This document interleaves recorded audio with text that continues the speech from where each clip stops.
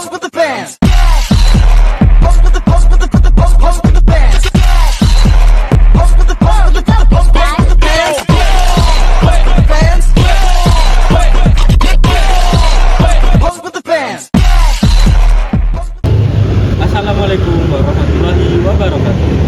Perkenalkan, nama saya Evan Fatahila Ahmad, NIM 25051407 dan rekan saya. Kenalkan, nama saya Jasina Yama Abendra Barahmana dengan NIM 2505140121.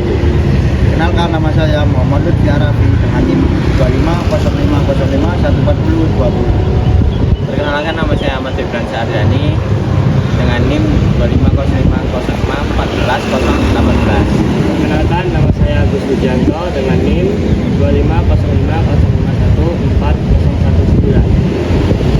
Nah, kali ini kelompok kami akan membahas implementasi nilai-nilai Pancasila dalam pendidikan. Berikut adalah judul kasusnya.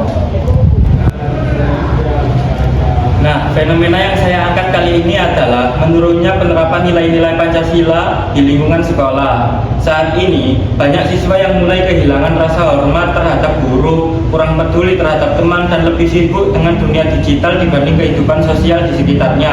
Misalnya, siswa lebih mudah berbuat kasar di media sosial daripada berdiskusi dengan sopan di kelas. Rasa gotong royong, toleransi, dan tanggung jawab yang dulu menjadi ciri khas pelajar Indonesia ini perlahan terkikis karena pengaruh lingkungan dan kurangnya penanaman nilai karakter di sekolah. Padahal sekolah seharusnya bukan hanya tempat menimba ilmu akademik, tetapi juga tempat membentuk kepribadian yang sesuai dengan nilai-nilai Pancasila, mulai dari ketuhanan, kemanusiaan, persatuan, musyawarah, sampai keadilan sosial. Nah, untuk analisis teorinya, dari konsep dasar kependidikan, pendidikan tidak hanya berfungsi mentransfer pengetahuan, tetapi juga membentuk karakter dan kepribadian peserta didik agar menjadi manusia seutuhnya. Nilai-nilai Pancasila seharusnya menjadi ruh dari setiap proses pembelajaran. Dari pandangan filosofis, pendidikan di Indonesia berlandaskan pada nilai kemanusiaan dan moral. Filosofi Pancasila menempatkan manusia sebagai makhluk berakal, bermoral, dan beragama. Artinya, pendidikan harusnya mengembangkan peserta didik agar tidak hanya pintar secara intelektual, tapi juga memiliki akhlak dan rasa kemanusiaan yang tinggi. Dari pandangan psikologis, perilaku siswa terbentuk dari pembiasaan dan lingkungan. Jika lingkungan sekolah menanamkan nilai-nilai seperti kerjasama, saling menghargai, dan kejujuran, maka karakter itu akan melekat secara alami pada diri siswa. Sedangkan dari pandangan sosiologis, pendidikan adalah proses sosialisasi nilai dan norma yang berlaku di masyarakat. Ketika nilai-nilai Pancasila tidak diterapkan di sekolah, maka masyarakat masa depan akan kehilangan identitas nasional dan menjadi generasi yang individualistis. Implikasinya terhadap pengembangan manusia sangat besar. Dengan mengimplementasikan nilai-nilai Pancasila, manusia Indonesia dapat tumbuh menjadi pribadi yang berintegritas, berempati, dan mampu hidup harmonis dalam keberagaman.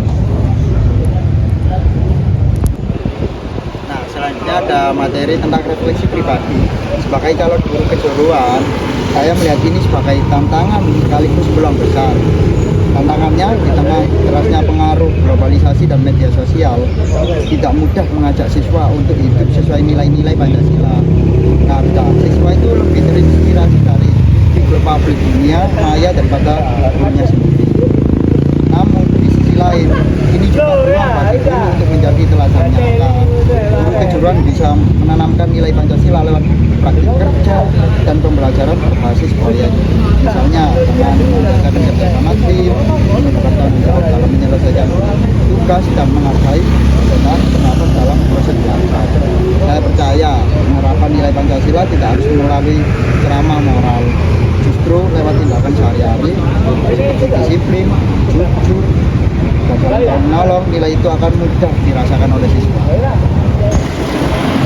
Oke, kesimpulan dari kasus tersebut yaitu fondasi penting untuk membangun generasi tidak hanya cerdas, namun juga berkarakter dan berjiwa kebangsaan.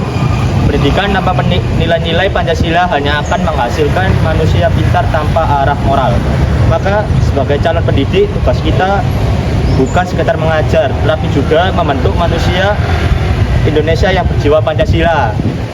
Terima kasih atas perhatiannya. Semoga kita semua bisa menjadi bagian dari generasi guru yang menghidupi kembali nilai-nilai luhur Pancasila dalam dunia pendidikan.